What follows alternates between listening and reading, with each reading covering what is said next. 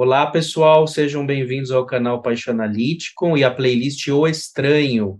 Estamos aqui hoje com a Gleide Bastos, que é estudante de psicologia e facilitadora do grupo de ouvidores de vozes de Campinas. Ela vai nos falar hoje da sua experiência como ouvidora de vozes e também como funciona esse grupo de acolhimento dos ouvidores de vozes. Leide, ficou muito feliz com a sua presença, estou bastante entusiasmado com a conversa. É uma perspectiva que me interessa muito, bastante aberta, né? Porque, pelo que eu entendo, ela foge aí do senso comum médico, dos diagnósticos, né? Dos reducionismos teóricos, né? E é uma perspectiva aí, pelo que eu entendo, humanista e respeitosa em relação às pessoas que têm essas experiências com vozes, né? Então, por isso É, que queria bater um papo depois com você e já aquecer aí para o pessoal ficar atento, né, que a Gleide vai nos trazer a experiência dela e mais ou menos como funciona o grupo. é isso. Eu que agradeço, Daniel, muito obrigada. É uma honra poder estar aqui, poder falar do grupo de ouvidores de vozes, poder também expor a minha experiência, né? E às vezes, no compartilhar, muitas pessoas se identificam e acabam sempre nos procurando depois nas redes sociais, e é bem bacana. Eu já passei por essa experiência. Legal. Bom, eu acho que eu vou começar com essa coisa de ouvir vozes, né? Como que isso começou comigo? A minha primeira experiência com vozes eu tinha cerca de 5, 6 anos. Né? Eu comecei a ouvir uma voz de uma menina, aproximadamente da minha idade, e que se chamava Cíntia. Eu não a via, eu só brincava com ela, interagia de conversa, da mesma maneira como eu falo com você agora, né? E os adultos que estavam ao meu redor viam, e eu acredito que eles encaravam aquilo como amigo imaginário, ou como qualquer coisa normal. Normal, não gosto dessa palavra, mas como qualquer coisa natural de uma criança, né? E isso foi em Minas Gerais, antes de eu vir embora para Campinas, que é o estado de São Paulo. Eu vim para Campinas com 6 para 7 anos. E essa voz não me acompanhou, essa voz ficou em Minas Gerais, né? E eu vim a saber mais tarde que a minha tia, esposa do meu tio, irmão do meu pai, engravidou, era uma menina e se chamaria Cíntia. Interessante, né? Aí, bom, chegando aqui em Campinas, né, eu era menina de roça, né? Então aqui tudo muita novidade, escola, primos diversos, né? Então uma mudança total. E essas vozes continuaram, né? E essas vozes, elas tinham tanto uma tendência a serem positivas como a serem também negativas. Na minha adolescência, as vozes negativas começaram a pesar mais, né? Com comando suicida, com com depreciação, né, da minha autoestima. E isso começou a ficar bem pesado, né? Eu não falava para ninguém, eu não comentava sobre essas vozes, porque na minha família, né, metade é evangélico e metade é católico. E assim, todos os dois lados são bastante fervorosos, são pessoas que frequentam, que participam, que ocupam papéis de lideranças dentro das suas igrejas. E eles tinham uma conotação assim, do lado mais de protestante evangélico, era algo diabólico, né, algo ligado a esse sentido. Do lado do catolicismo, né, da minha avó, principalmente, ela dizia que não era aceitável para a igreja, que ela também não conseguia aceitar isso, que espíritos não se comunicavam, que isso só podia ser algo de fundo também diabólico. E na minha família já tinha históricos de internação, inclusive para Barbacena, né? Que foi a irmã dessa minha avó, que veio inclusive a falecer em Barbacena, mas foi por uma outra questão, não foi por vozes, foi por conta de um marido que queria ficar com a guarda do filho e mandou para lá, enfim.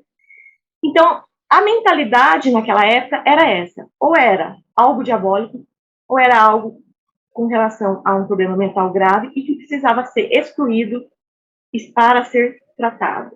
Então, eu ficava bem caladinha, né? Uhum. E aí essas vozes foram só é, aumentando cada vez mais. Aí, por volta dos meus 13, 14 anos, eu atendi um comando suicida, fui socorrida a tempo por uma tia, né? E mesmo assim não mencionei as vozes continuaram, né? E eu falei, meu Deus, o que eu faço com isso? E eu negava essas vozes, eu não queria conversar com essas vozes, eu não queria falar com essas vozes, eu não queria ouvi-las. Eu comecei a realmente me sentir desconfortável, diferente, né? E aí, passado esse momento, eu tive uma ideia. Foi a ideia que me salvou. Eu falei assim, não, eu vou falar com essas vozes. O que elas querem, né? E fui pro orelhão. Na época era o orelhão de ficha ainda, né? E aí eu ligava para as vozes e ainda ligava a cobrar, para justificar o meu tempo na fila, no orelhão. E aí o pessoal que ia juntando, né, me escutava falar Gleide, de Campinas, porque perguntava-se assim na época, né, para você falar quando você fazia uma chamada a cobrar. E então eu fui conversando com essas vozes, através do orelhão. Aí vinham as vozes masculinas, vozes femininas, vozes mais jovens, mais velhas. Eu me lembro muito bem de uma voz que se chamava Ricardo, que era um rapaz de 16, 17 anos. Me lembro muito também de uma senhora, que eu não me recordo o nome dela, mas eu conversava muito com ela. E com isso, eu meio que, sabe, assim, fui ficando mais tranquila com relação às vozes, porque eu achei uma maneira de lidar com isso. E não ficar reprimindo, escondendo, né? Isso foi um passo muito importante. Depois, por volta dos 18 anos, ainda com a questão das vozes, eu fui para o espiritismo, kardecista. E foi uma experiência sensacional, porque eu me senti acolhida. Aí as minhas vozes não tinham mais um tom demoníaco ou algum problema de saúde, né? Pode me interromper, viu, Daniel? Tá, Porque não, eu vou falando. porque assim, realmente eu já teria várias perguntas, né? Tipo, sobre a menina, né? Depois, que essas vozes dizem, sobre quais são os assuntos, quem são essas pessoas, né? Poderia já ficar perguntando, mas, enfim, aí se fica à vontade também de continuar falando. Sim. Aí eu vou responder tudo no final, então. Tá, então beleza. Aí, com 18 anos, no espiritismo, foi bacana demais, de acolhida. Aí eu passei a ter uma importância no sentido de que eu tinha um dom, e eu precisava lidar com ele, trabalhar com ele, desenvolver. Aí eu fui estudar espiritismo, fui ler as obras de André Luiz, li todas, né? E me envolvi bastante. E aí eu fiquei até dos 18, até por volta dos 24 anos. Aí nessa idade eu entrei numa crise e as vozes sempre muito presentes, né? Sempre de cunho positivo, cunho negativo, que acompanhavam muito o que eu vinha vivendo, que acompanhavam muito meus sentimentos, né? Não destoavam. E também às vezes acontecia de eu estar super bem e a voz vinha, ai, você tá sorrindo hoje? Amanhã você vai chorar. Então também tinha desse porte também. E aí, com 24 anos, eu ainda com essas vozes, eu falei, não, eu preciso uma experiência que me diga, ou que me resolva. Porque até esse momento eu queria que as vozes parassem, mesmo depois de ter passado pelo espiritismo. Então eu fui morar num templo hindu, indiano, em São Paulo, ali na Rua Paraíso, no Jardim Paraíso. E lá nesse templo eu praticava meditação por volta das 4 da manhã. Bom, era quase uma meditação constante, né? O regime era um regime de celibato, era um regime bem monástico, assim. Foi uma experiência muito legal, usava sari, né? Fui estudar os Vedas, o Bhagavad Gita. Isso também me ajudou muito, mas as vozes nunca pararam. Mas elas já diminuíam, assim, a impulsividade. Eu já conseguia colocar certo limite, certo horário, né? E já conseguia fazer um diálogo, já não obedecia tanto, já não acreditava tanto no que elas me diziam, já não comprava muito a ideia, sabe? E foi muito bacana. Saindo do templo, eu saí em 2007, né? viajei bastante estudando, fui fazer filosofia e teologia em Campina Grande, fui morar num templo no Paraguai, enfim. Aí em 2007 eu saí, né, e passado uns 10 anos ainda com essas vozes, em 2017 eu conheci o meu segundo esposo, que é psicólogo, né, psicanalista, e ele estava com o grupo de ouvidores de vozes aqui em Campinas. Foi ele que trouxe para o Brasil e foi o primeiro a chegar aqui com essa temática, com essa abordagem. E aí ele falou, vamos para o grupo de ouvidores de vozes comigo? Aí eu achei que era um grupo espírita. Eu falei, vamos. Quando eu cheguei, eu vi que não era um grupo espírita. E mesmo assim, eu não consegui falar para ele, olha, eu sou ouvidora de vozes, nem participar, nem me abrir com o pessoal, com a galera toda. Aí eu ficava meio que nas beiradas. Precisava ir para tal lugar, num congresso, aí eu fazia uma cesta para fazer uma rifa, para levantar uma verba para o pessoal ir. Fui ficando assim, fui participando muito. Aí uns 2 ou 3 anos depois, eu falei, não, eu acho que chegou a hora de eu encarar isso, lidar com isso, e abrir para todo mundo. E eu falei, não, gente, eu sou ouvidora de voz, ouço voz desde criança, hoje eu já convivo melhor com as minhas vozes, já não obedeço os comandos, e estou nessa, estou participando até hoje, e aí agora eu acho que a gente pode começar a responder um pouco, para depois eu falar sobre o grupo, como que surgiu, de onde que veio essa ideia. Legal. Então, né, fica uma questão, né? Hoje a tua compreensão disso tudo a partir do kardecismo, por que que você ouve essas vozes? Seria o que, uma mediunidade, algo assim? No kardecismo, a narrativa é uma mediunidade. Verdade. Se eu fosse kardecista, se eu tivesse permanecido kardecista, eu seria tratada como uma médium. Uhum. Eu cheguei a trabalhar como médium, como terapia, massagem, tudo. Fazia fila na porta da casa da minha ex-sogra para que eu pudesse atender essas pessoas.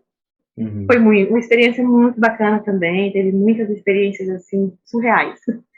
Uhum.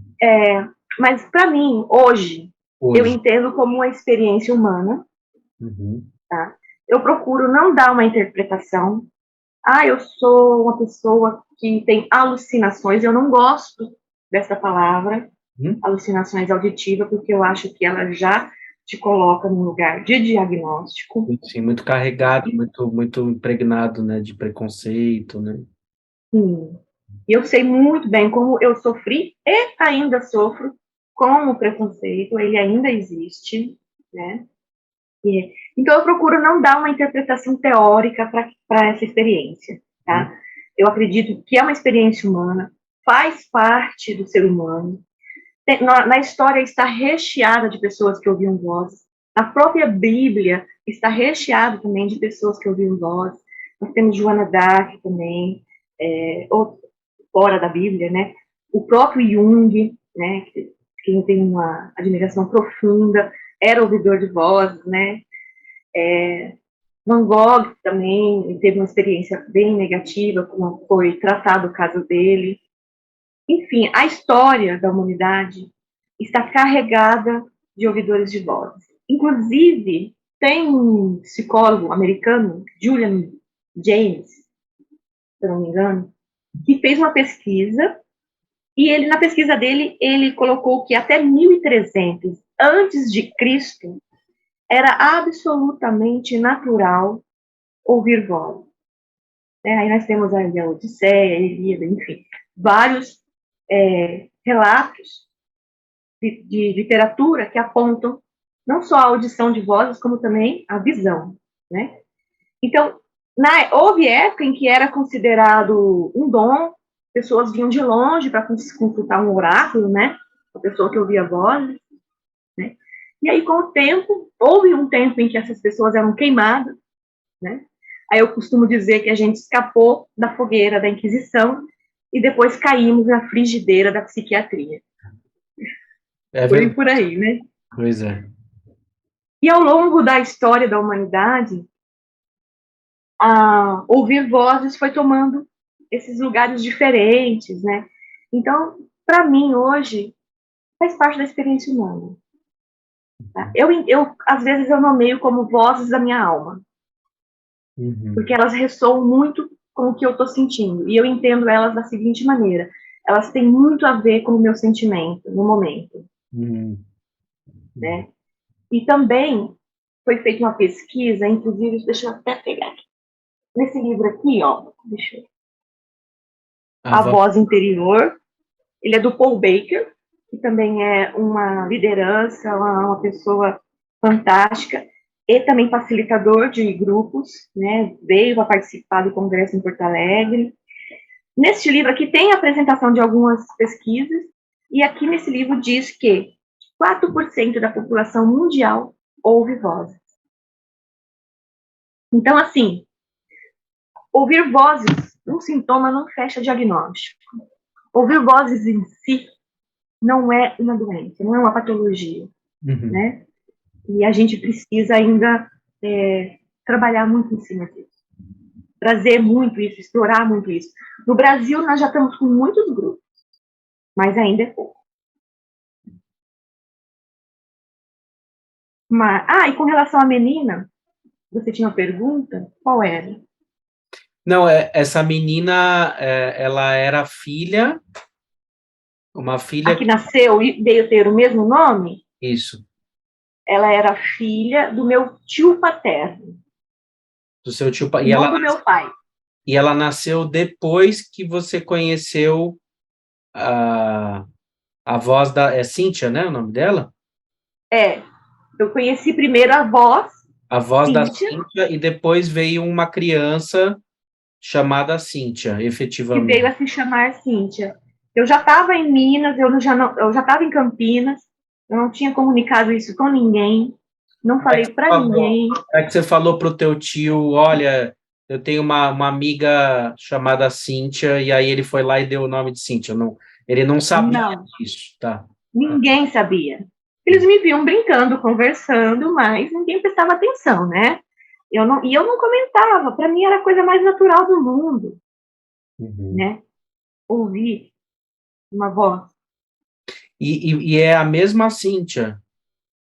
É a mesma Cíntia, a menina que você falava, e depois a tua prima? Não é a mesma. Ah, não é a O mesma. nome só. Só o nome, tá. Isso.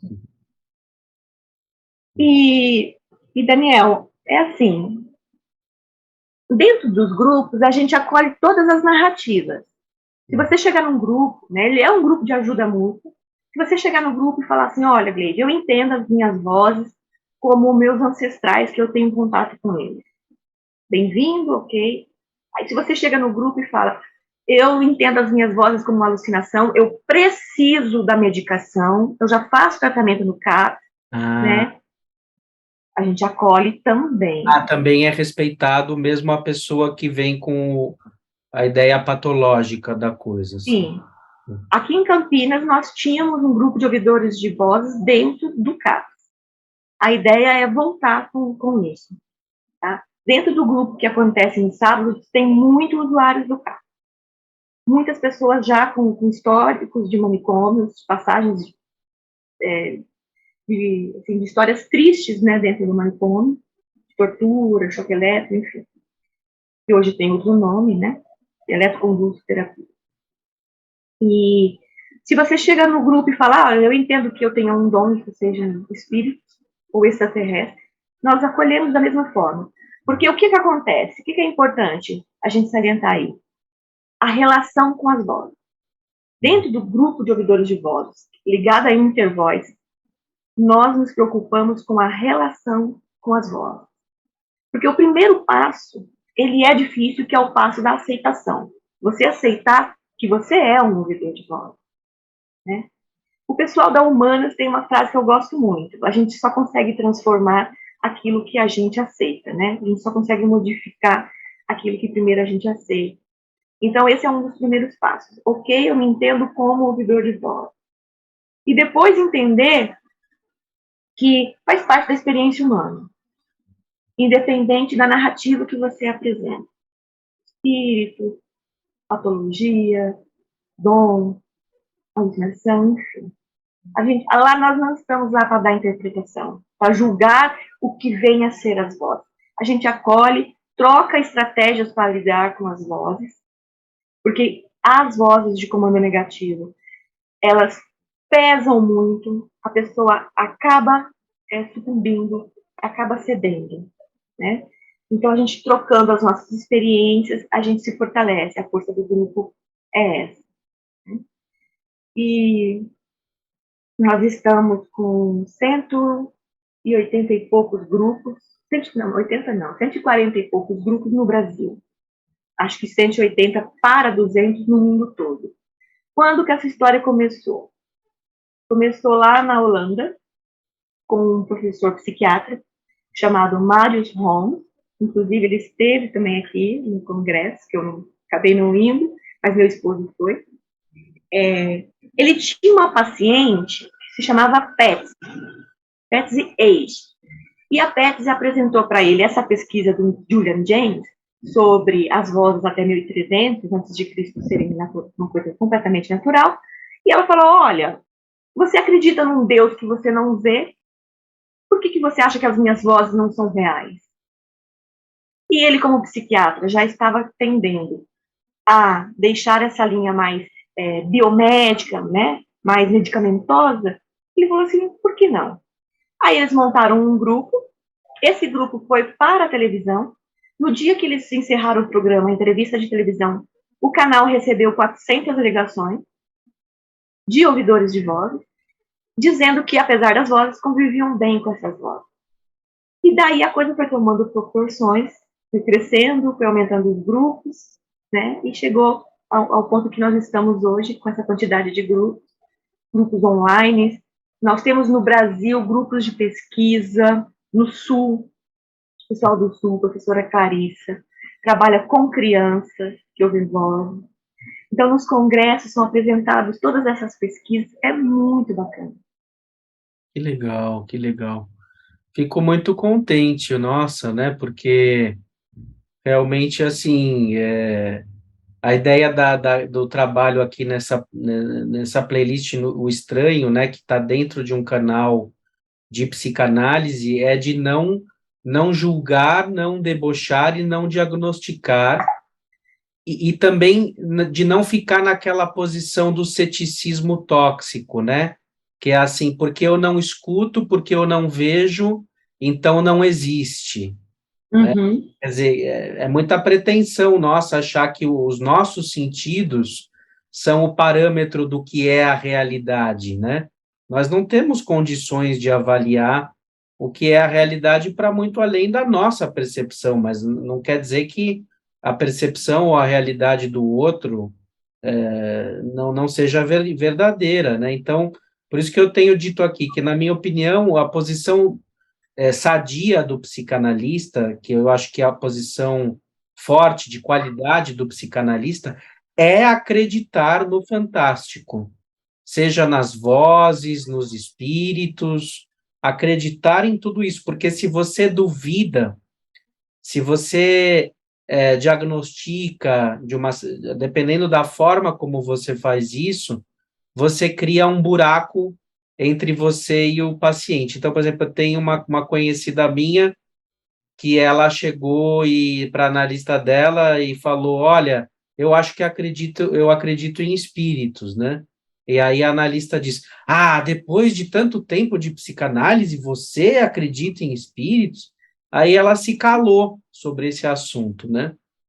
E justamente por causa disso, né? Porque o analista ele tende a resistir a essas pautas, achando que a crença que ele tem na ciência seria, digamos, o último conhecimento acabado, né, que o ser humano encontrou, e pode não ser também, né? Pode estar sendo equivocado nessa posição e deixando o paciente numa posição de abandono, né? Então é muito perigoso essa forma de lidar, por isso que me interessa muito esse trabalho aí que você está trazendo. É bem isso mesmo. E no nosso grupo, Nós temos muitos alunos de psicologia, professores, pessoal que vem para fazer TCC e começa a acompanhar o grupo. Então, assim, dentro da Universidade de Paraná, em Rondônia, conseguiram montar, junto à clínica e escola, um grupo de ouvidores de voz. Foi uma conquista também. Né? Eu também gostaria de levar para a minha, futuramente, um grupo. Voltar a ter o grupo dentro dos CAPs, que faz uma diferença tremenda. Porque dentro do grupo é um espaço seguro, é sigiloso, né? A pessoa é acolhida, sem interpretação, sem julgamento, né? E ela está ali para falar das suas experiências, para trocar estratégias, para lidar com as vozes, né? Então, eu acho extremamente importante divulgar o grupo de editores de vozes, falar do Intervoices, né? Temos literatura para apresentar, tem esse daqui que eu queria falar sobre ele. Para mim, Glade, e para esse autor, que é o Ron Coleman, todos nós somos ouvidores de voz. Minto, para ele não. Eu vou dizer, é para mim. Para ele não é por quê? Porque no Brasil, os grupos de ouvidores de vozes têm um formato diferente do grupo que acontece na Escócia. Na Escócia, o grupo é fechado somente para ouvidores de vozes. Aqui no Brasil, não. O grupo é aberto, tem estudantes de psicologia, tem amigos de ouvidores de vozes, parceiros, namorados, próprios ouvidores de vozes, né? Então, aqui é bem aberto. E até pessoas com curiosidade também entram para assistir, para participar. E para o Ron Coleman lá na Escócia, não, é fechado. Para mim, Glade, todos nós somos ouvidores de voz. Porque, de alguma forma, a voz do outro me atravessa. O discurso do outro me atravessa. Às vezes, me ressoa a voz de um bullying que eu sofri na minha infância. Sim. Às vezes, ainda me ressoa a voz de uma madrasta, de um pai, de um avô. Então, assim, a gente tem vozes, ouvimos vozes, mas cada um entende e se relaciona de uma maneira. E a gente precisa cuidar dessa relação. Para muitas pessoas, mas isso são vozes dos meus pensamentos, são vozes internas. Tudo bem. Tudo bem. Vamos olhar para essa relação? Como que você se relaciona? E aí a gente enfatiza sempre que o ouvidor é maior que a voz. E que acolher a voz não significa obedecer. Certo? Porque isso evita muito esses comandos negativos, comandos suicidas, evita bastante. Eu queria falar sobre esse livro, que é o DSM-0. Ele é do Ron Coleman, e ele tem uma proposta muito bacana. O Ron Coleman, como eu estava falando, é da Escócia, ele facilita o grupo lá. Ele tem um histórico, assim, de manicômio atrás de manicômio, desde a sua adolescência. E aí, ele acabou também tendo uma história de abuso por padres. Enfim, houve um momento da vida dele que ele estava numa dessas internações, né? E ele conheceu uma enfermeira que começou a ajudá-lo para ele sair de lá. Ela dava dica para ele como ele tinha que falar e como ele tinha que se comportar. Quando ele conseguiu sair deste manicômio, ele se casou com essa enfermeira e eles estão juntos até hoje. Né? E aí ele começou a levar a experiência dele com as vozes e com as alucinações, né, para dentro desses grupos, formou o grupo lá e tudo, e escreveu o DSM-0, eu vou dar um spoiler, cuja proposta são páginas em branco, porque ele diz que você tem uma história, sua história não é uma patologia. Uhum. Então é você que vai escrever. Por isso o DSM dele é 0. É uma proposta super bacana. Muito Temos também a voz do interior foi traduzida para várias línguas. Tem alguns aqui ainda não foram traduzidos por português, como esse, Lidando com as Vozes, Hearing Voices, do John Worth, e esse aqui, Lidando com Vozes, 50 Histórias de Recuperação, que foi escrito pelo Mário Holmes, a Sandra Escher, que é a esposa do Dr. Mário Holmes, Dick Constantine, que é do Canadá, se não me engano, também. E esse aqui eu acho que não foi traduzido ainda para o português. Eu acho que é só do que a gente tem tratando dessa maneira, com essa abordagem não patologizante, não estigmatizante. Nossa, muito rico. E só uma pergunta assim, quer dizer, hoje não faz mais diferença para você, ou nem sei se fez tanta, identificar se essa voz é de uma outra pessoa ou se ela é uma voz interna sua, você que está falando com você mesma. Hoje já essa diferença não está colocada para você, não. Você ouve vozes e lida com elas, é isso? Sim, e para mim as minhas vozes são produções minhas. Ah, para você são produções suas. Sim, elas ressoam com os meus sentimentos, são produções minhas, são para mim, Gleide, elas são uma maneira que a minha psique deu para sinalizar para mim, olha para isso. Uhum. Então, quando eu ouço uma voz, aí eu vou rastrear, porque algo ali tem para ser visto. Então, para mim, Glade é isso. Eu entendo como vozes da minha alma, vozes da minha psique, me sinalizando, me dizendo, olha, vamos olhar para isso. Porque às vezes passa despercebido e quando vem em forma de voz, não há como passar mais despercebido, eu tenho que olhar para aquilo. Uhum. Mas hoje, assim, as vozes hoje é muito tranquilo para mim. Muito tranquilo.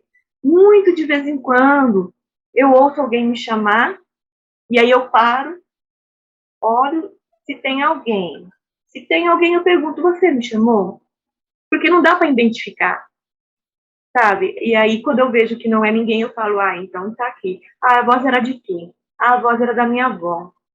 A voz era do meu esposo. Alguma preocupação, alguma coisa nesse sentido, eu vou olhar para isso. Ou às vezes a voz é desconhecida. Ah, é um total desconhecido. Não sei. E o que Aí que eu elas também te, vou. o que que elas te falam assim? São frases, são histórias ou são coisas mais restritas, mais são Ó, sons mais difusos assim? quando começou, era interagia na brincadeira, como eu conversando com outra criança. Normalmente, assim, tranquilamente. Falávamos de brinquedos, eu fingia que era uma pessoa, uma bonequinha, a voz também. Na adolescência, as vozes ou elas me depreciavam, ou elas me davam assim, muito autoestima, bastante coisa positiva, me davam forças em momentos de fraqueza, às vezes não, às vezes aproveitavam o momento de fraqueza para aí sim pesar mais, né? Então, elas ficam repetindo frases o tempo todo. É como um rádio ligado. Ah, É tá. super difícil você se concentrar numa leitura, numa prova, em qualquer coisa que seja. É muito difícil. Porque, às vezes, você não tem pessoas que ouvem vozes assim, de multidões. Eu Hum, tenho no grupo pessoas que ouçam vozes que não conseguem identificar se é masculina, se é feminina. E aí a gente sempre pergunta, quando as suas vozes começaram? uhum. Porque também há uma relação de 70%, de acordo com esse livro do Paul Baker, de que as vozes podem, não quer dizer que seja assim, mas elas podem estar relacionadas a algum evento traumático. Uhum. 70%. Inclusive, uma pesquisa que a Sandra Escher fez com crianças, né, deixa eu ver se eu tenho os números certinho aqui para citar, porque às vezes é importante também trazer essa parte que fundamenta, sabe? Ela fez com um número de crianças, eu acho que foi com 100 crianças. Dessas 100 crianças, eu acho que foram 70 ou 80 que começaram a sumir com as vozes a partir do momento que elas entraram numa congruência com o que elas estavam sentindo, né? Existe também esse número, esse percentual que eu te falei, de que está ligado com trauma, mas não quer dizer que seja apenas assim. No meu caso, não foi, né?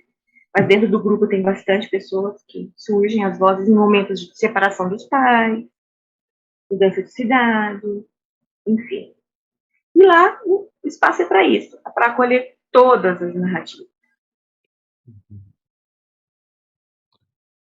Muito bem, puxa, que bom que tem essas perspectivas, né, de ampliação humanista, né, e que você pôde né, e elaborando, decantando isso de forma que hoje você está em paz, né, com essas vozes, né, consegue lidar com isso, né, e está tendo a coragem de transmitir isso em público também para ajudar outras pessoas, né, que é muito Sim, importante, né, muitas vezes quando a pessoa ela fica no limite com esses estigmas, né, porque ainda é, infelizmente, um estigma, né, isso, elas se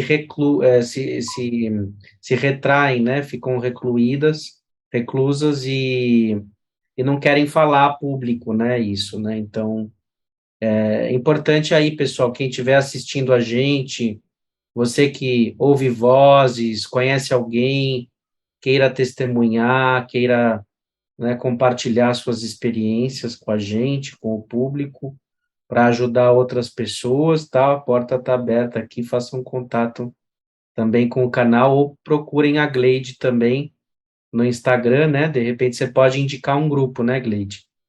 sim, nós temos grupo no Cabo Frio, Ribeirão Preto, São João del Rei, São Paulo. Nós estamos articulando com o grupo de Portugal também, Hum, encontros com os grupos do Brasil e de Portugal, acontecem via online.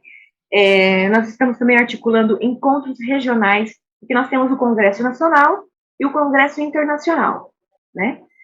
Nós estamos articulando para fazer os congressos regionais, são a região de São Paulo, a região de Minas, do Rio. A página do Intervoice Brasil é no Facebook, pode entrar em contato lá, pode me procurar também no Instagram. O link é sempre o mesmo, o horário é sempre o mesmo, às 14 horas, no sábado, horário de Brasília, né? Aqui no Brasil.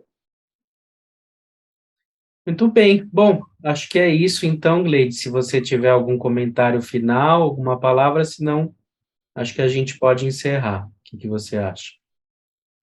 Só podemos encerrar. Eu fico muito agradecida, mais uma vez, muito obrigada pela oportunidade, pelo espaço, muito obrigada. Imagina, eu que agradeço e seguimos então, pessoal, com mais episódios aí da playlist O Estranho e demais vídeos do canal. Um grande abraço a vocês e até a próxima.